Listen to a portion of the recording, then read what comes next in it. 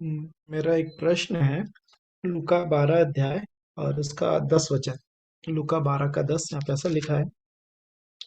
जो कोई मनुष्य के पुत्र के विरोध में कोई बात कहे, उसका वह अपराध क्षमा किया जाएगा, परंतु जो पवित्र आत्मा की निंदा करे, उसका अपराध क्षमा नहीं किया जाएगा।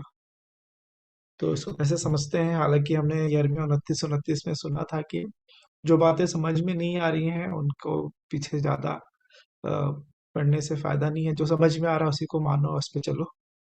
तो ये बात तभी बिल्कुल मेरे को ये पूरी तरीके से क्लियर नहीं है कि ये क्या होता है कि यीशु के विरोध में यदि वे बोले मनुष्य के पुत्र के विरोध में कोई बात कहे तो उसका वह अपराध क्षमा किया जाएगा, परंतु जो पवित्र आत्मा की निंदा करे उसका अपराध क्षमा नहीं किया जाएगा। सो इसका मतलब यदि किसी को पता है तो जरूर शेयर करेंगे। तो मेरी सहायता होगी।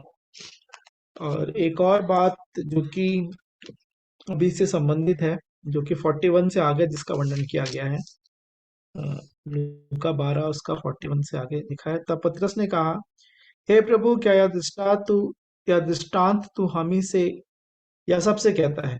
प्रभु ने कहा, वह विश्वास योग्य और बुद्धिमान भंडारी कौन है, जिसका स्वामी उसे नौकर चाकरों पर सरदार ठहराए कि उन्हें समय पर भोजन सामग्री दे। धन्य वह दास जिसे उसका स्वामी आकर ऐसा ही करते पाए। मैं तुमसे सच कहता हूँ, वह उसे अपनी सब संपत्ति पर अधिकारी ठहराएगा। परंतु यदि वह दास सोचने लगे कि मेरा स्वामी आने में देर कर रहा है, और दासों और दासियों को मारने पीटने लगे और खाने पीने और पियक्कड़ होने लगे, तो उस दास का स्वामी ऐसे दिन, जब वह उसकी बाट जोहता न रहे, और ऐसी घड़ी जिसे वह जानता न हो, आएगा और उसे भारी दंड देकर उसका भाग अविश्वासियों के साथ ठहराएगा। वह दास जो अपने स्वामी की इच्छा जानता था और तैयार न रहा और न उसकी इच्छा के अनुसार चला, बहुत मार खाएगा। परंतु जो नहीं जानकर मार खाने की योग्य काम करे, वह थोड़ी मार खाएगा। इसलिए जिसे बहुत दिया गया है उससे बहुत मांगा जाएगा, और जिसे बहुत सौंपा गया है उससे बहुत लिया जाएगा। सो यही बात है कि अभी हम इंतजार कर रहे हैं। और प्रभु यीशु मसीह ने भी कहा है अपने जगह में कि तुम जागते और प्रार्थना करते रहो इस जीवन के खुमार और मतवालेपन में, और जीवन की चिंताओं से सुस्त ना हो जाओ। ऐसा उन्होंने कहा, नहीं तो दिन फंदे के समान आ पड़ेगा।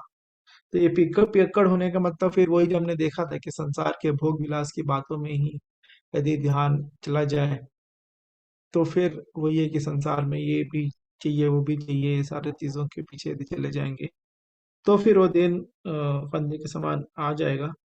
तो यही है कि प्रभु सहायता करे कि जो हम उनकी इच्छा जितना जान रहे हैं उसके अनुसार चलते रहें, तैयारी में पाए जाएं।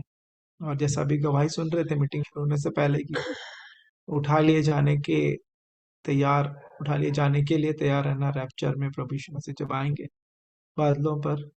सो बहुत जरूरी है कि जिसके लिए यहाँ पे पहला पत्रस में दूसरा पत्रस में लिखा हुआ है, दूसरा पत्रस 3 अध्याय निकाल लेंगे।